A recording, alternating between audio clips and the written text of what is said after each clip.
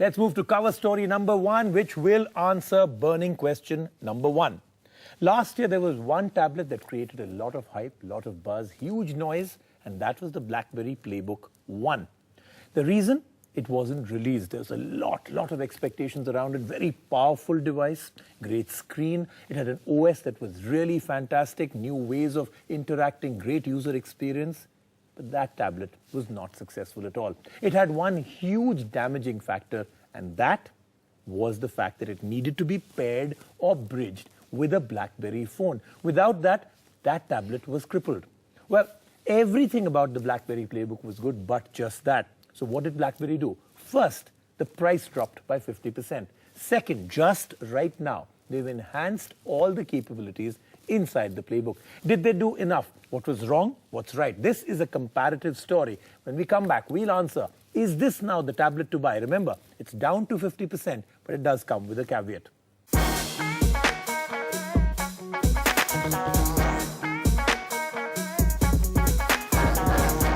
If you don't get it right the first time, try again. And the perfect example of that is right in front of your eyes, the Playbook. This device didn't get too much play from consumers, and RIM didn't have too much fun with its sales numbers either. While hardware and OS-wise, this was a great product. It had a fatal flaw. It was literally crippled without a BlackBerry phone connected to it.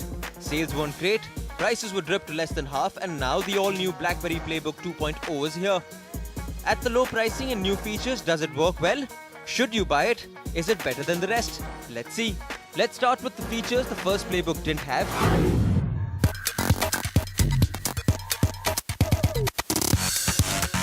In the earlier avatar, the Playbook could only access the native client of your BB smartphone by connecting to it. A very tedious task. But now in the 2.0, up pops a unified email client. Finally, a unified inbox integrating social networking sites like Twitter, Facebook, and LinkedIn embedded into it. But remember, it's not your BlackBerry-style secure account, it's a typical Exchange account. Still, the execution is very good. The Contacts app earlier was also crippled as it needed your BB phone. The new one is an independent one. It synchronizes with any and all contact accounts like Yahoo, Gmail, and others including social networks, and keeps updating the user's contacts' latest updates. The user interface was great earlier too, but is definitely snappier now. Multitasking is a breeze, and the 3MP front camera enables video conferencing. The only problem? Almost no BB phone has a front-facing camera, so you're restricted to video chatting with other BB Playbook users only. And now for the big one. The biggest issue with the previous one was that it literally had no apps. Playbook OS 2.0 officially supports Android applications. Installing them is easy. They're in the BlackBerry app world along with everything else. But do remember, it's not like each and every Android app is there, only the ones that are ported. Still, there are quite a few good ones. The Playbook's web browser has improved and is leaps and bounds better than anything you're going to find on a budget tablet. It supports Flash too. In 1.0, Bridge was the only way to access emails, contacts, and BBM on the Playbook. Now with 2.0 getting a native email client, Bridge 2 had to undergo a makeover. It now works as a remote control for the Playbook.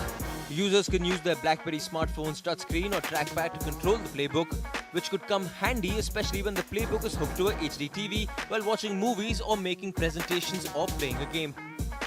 The phone's keypad can also be used to type on the Playbook.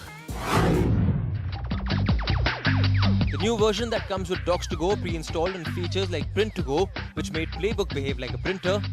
This is a bit gimmicky as it's the same as mailing yourself a document. So now for the big verdict. Should you buy a Playbook? Absolutely. The price is down to just $199 abroad. Sadly, that model is out of stock in India. Else that would be the best value for money tablet in the Indian market. At $19,999 for the 64GB, you're spending almost twice as much. The NDTV News app had redefined the entire genre. Now, another market beater. It's already hit number 1. NDTV Profit, India's #1 finance app. Download free at ndtvprofit.com/apps. Live stream of NDTV Profit, market news, and your easy-to-manage portfolio.